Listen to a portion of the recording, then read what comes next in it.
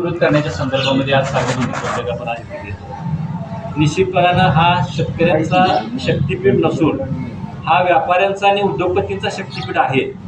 हा यावरूनच आपल्या या सगळ्या 856 किलोमीटरचा जो हा नवीन अलाइनमेंटमधला जो रस्ता आहे, म्हणजे पहिल्या अलाइनमेंट 2023ला हा रस्ता या राज्याचे उपमुख्यमंत्री देवेंद्र फडणवीस, या राज्याचे मुख्यमंत्री आपले एकनाथ शिंदे साहेब यांच्या माध्यमातून हा 2023ला हा रस्ता राज्य शासनाचा रस्ता म्हणून हा रस्ता प्रस्तावित झाला.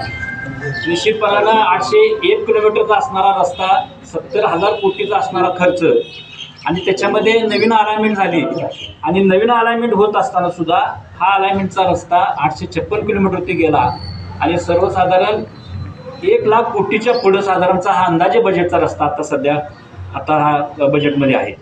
निश्चितपणानं 13 जिल्ह्यामध्ये जाणारा रस्ता हा वर्धा असेल, यवतमाळ असेल, नांदेड असेल, हिंगोली असेल, परभणी असेल, बीड असेल, लातूर असेल, धाराशिव असेल, सोलापूर, सांगली, सातारा आणि शेवटचा आपला कोकणातला सिंधुदुर्ग जिल्हा.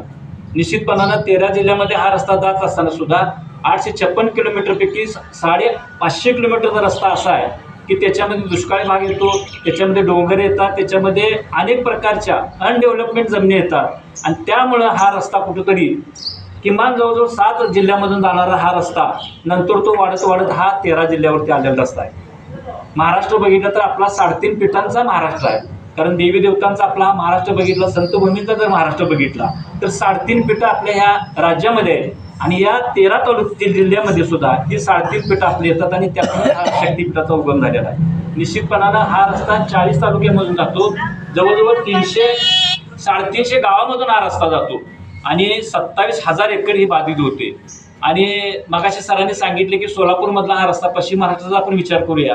सोलापूरमधनं येणारा रस्ता सांगली जिल्ह्यामध्ये, सातारा जिल्ह्यामध्ये येतो. सातारा जिल्हा पहिला अलाइनमेंटमध्ये सर नव्हता, पण आत्ताच्या अलाइनमेंटमध्ये धरला गेला आणि तो पुशी सावळी असेल किंवा हा सगळा भाग असेल त्याच्यामध्ये दुष्काळी भाग ॲड केला गेला आणि त्यातून हा सांगली जिल्हा म्हणजे कडेगाव, विट्यातून सरळ तो शिरगावपासून सागरेशीचं धरण, ताकारीपासून तो इटकरेपर्यंत गेला आणि इटकरेपासून वरती आपल्या वारणा नदीतून तो आपल्या कोल्हापूर जिल्ह्यामध्ये आला. हा शक्तीपीठाचा मार्ग येत असताना याच्या पार्श्वभूमीमध्ये ते आपण जायचं असताना सुद्धा 1955ला महायुतीचं सरकार होतं, मनोहर जोशी त्यावेळेला मुख्यमंत्री होते. त्यांच्या काळामध्ये जसं आता आमच्या सभापतीने किंवा जिल्हा परिषद सदस्य पिंटू माने सांगितलं की हा रस्ता 1995ला पुणे मुंबई हा महाराष्ट्रातला सर पहिला प्रोजेक्ट असा आहे की एक्सप्रेस हायवे म्हणून तिथं महाराष्ट्र राज्याने स्वीकारला.